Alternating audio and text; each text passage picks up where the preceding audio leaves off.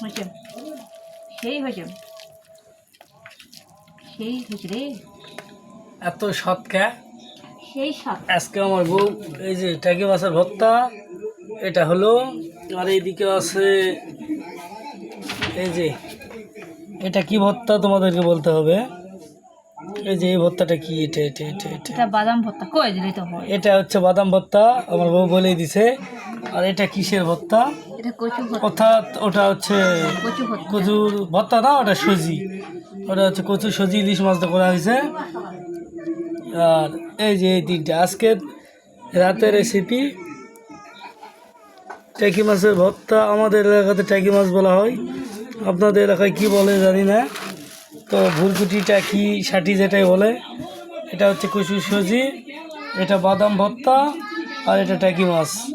তো অবশ্যই ভিউয়ার্স সবাই ভালো থাকবেন, ধন্যবাদ, আল্লাহ হাফেজ।